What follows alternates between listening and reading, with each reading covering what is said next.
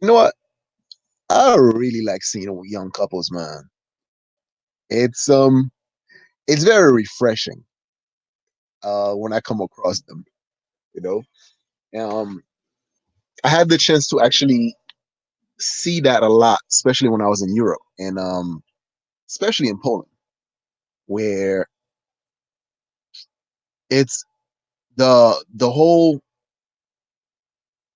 call it, the whole traditional culture is not as damaged as we have it here in the West. Which is funny because like the more access to wealth a nation has, then the harder it is, the harder it is for a relationship to remain intact. But that's not what I'm here to talk about. Um, the thing is this, right? A lot of time when let's say, okay, you're a young couple, or let's say you're a couple period, right? You know, you started going out with your girl, whatever the case may be, and then there's this phase, right, where certain things start to come through, right? Certain little annoyance. And the thing is, you don't want that honeymoon period to be over. And therefore, certain shit you might let slide and vice versa. And it all depends as well, too, because it's like if um the chick likes you more or really want to be with you, then she's gonna let slide a lot more shit. And it also that all depends on your level of confidence as well as a man.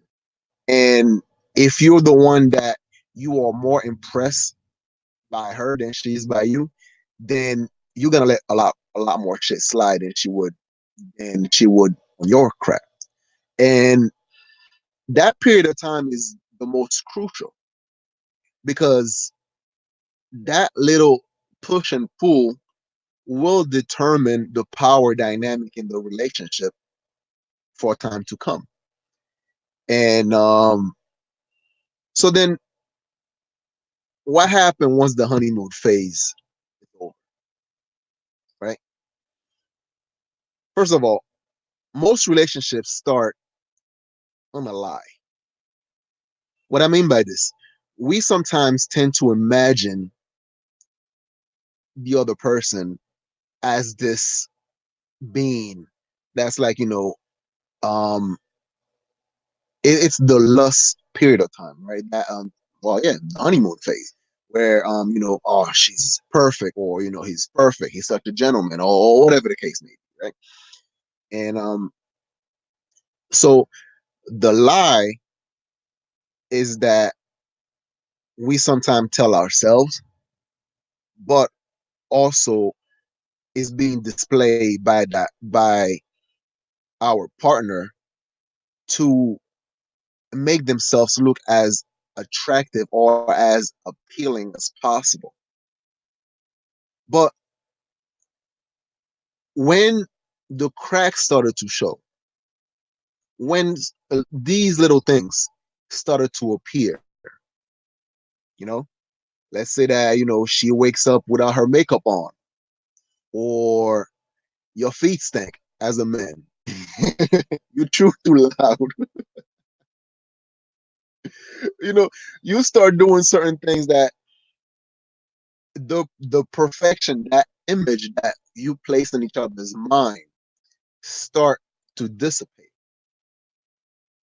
And this is where a lot of especially those who are superficial, they started to look for a way out, whether it's self-sabotage or whatever the case may be, right? Um Sometimes it's about, the dude.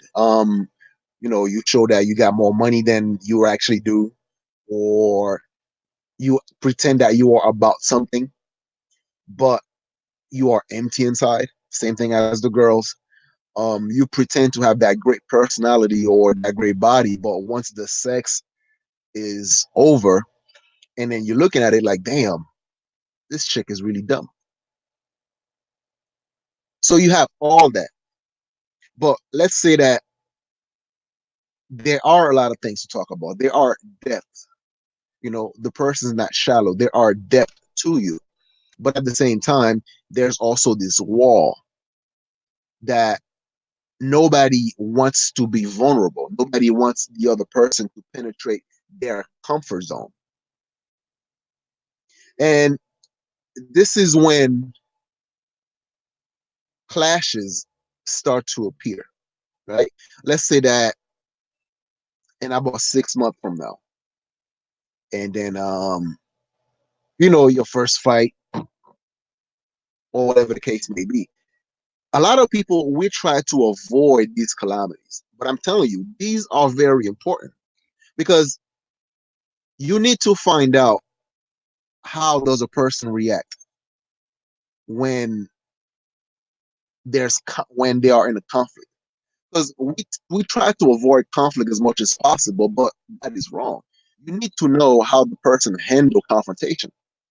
You need to find out if the confrontation occur and the way that person handle it, you don't like it, and are there room for improvement, or is it gonna be the type of situation like, well, you know what, I don't. If this is how that person behave now, I don't want to find out a year from now. It's gonna be worse, or whatever the case may be. Because one of the lies that we men, we used to tell ourselves, especially at the beginning of the relationship, we do not want our women to question us at all, right? That she's submissive, she's basically, when you get yourself with a woman like this, you'll realize how much you hate that scenario, because you got yourself with a pushover, someone with a broken spirit. You want your girl to have spirit, and you want to find out the level of her stubbornness, and can she be reasoned with, which is where conflicts comes in handy.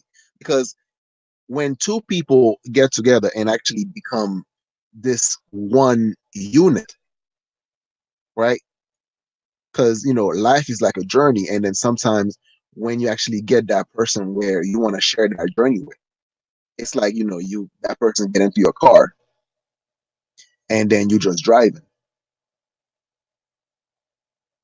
So do you want to have someone pleasant that you could share that journey with, or someone that's gonna be a pain in the ass, to what you might just want to kick the bitch out and then she could just hitchhike or ass home or something?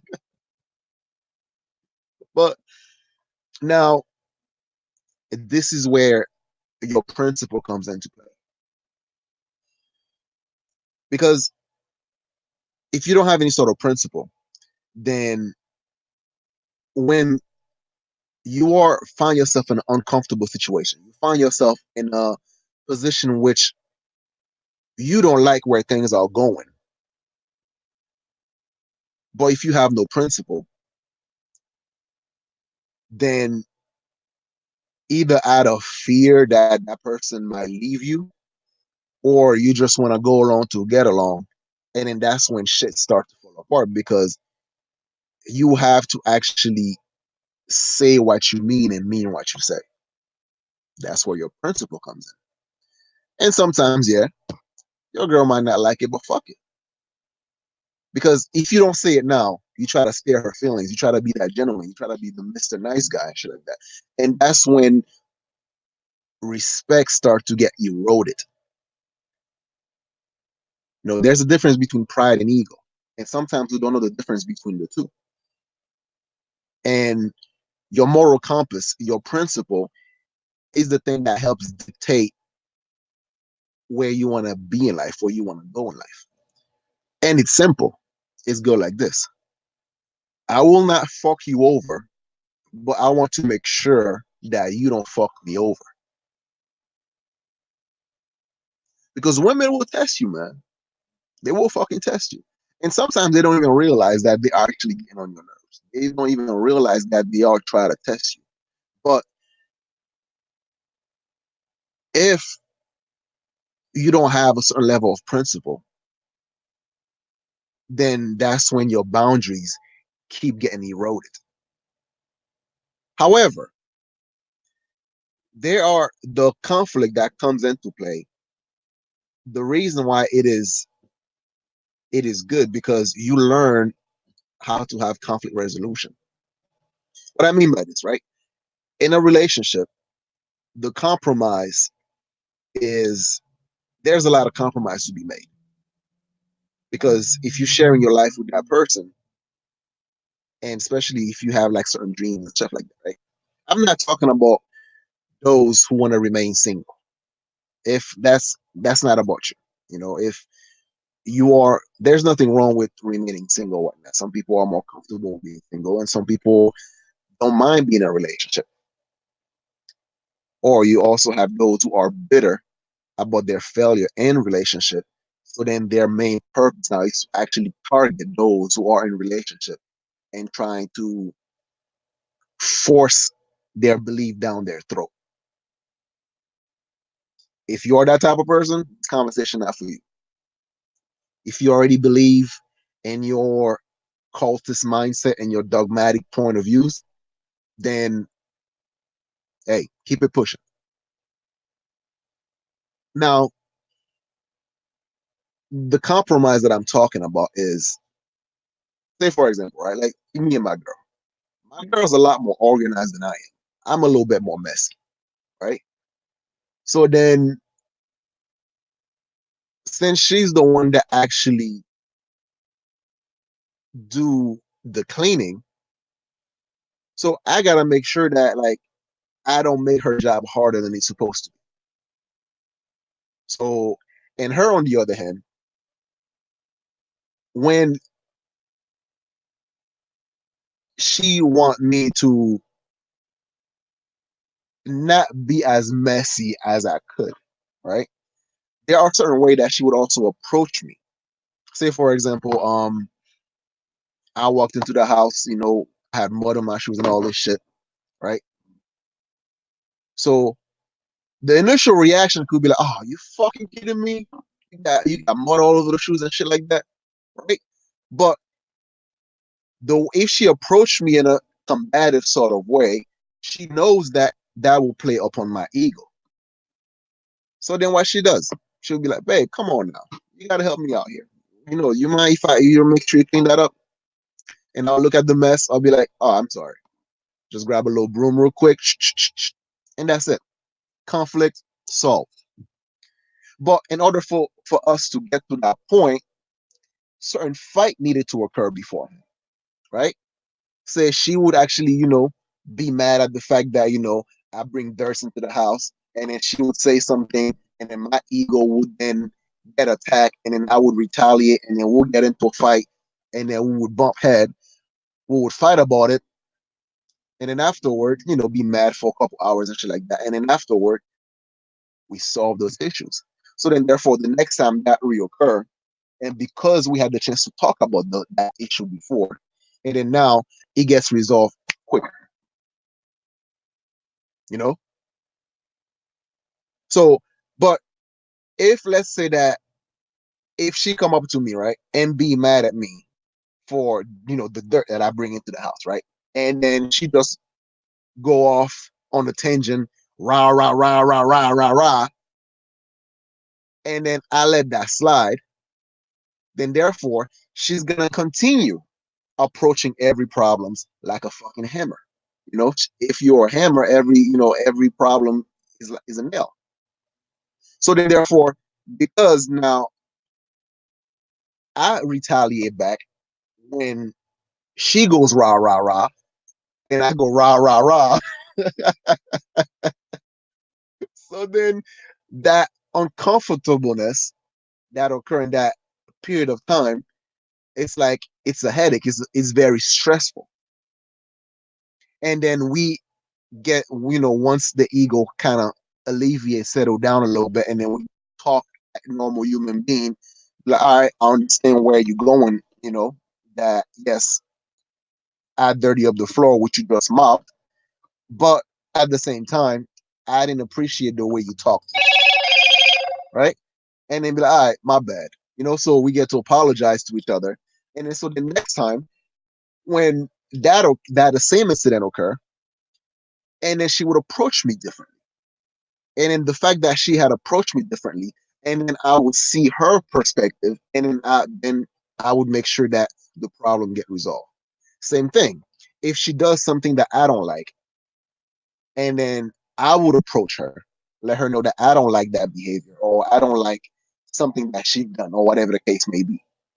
So her ego might get in the way, and then she might, blow shit out of proportion, and then we would argue over it.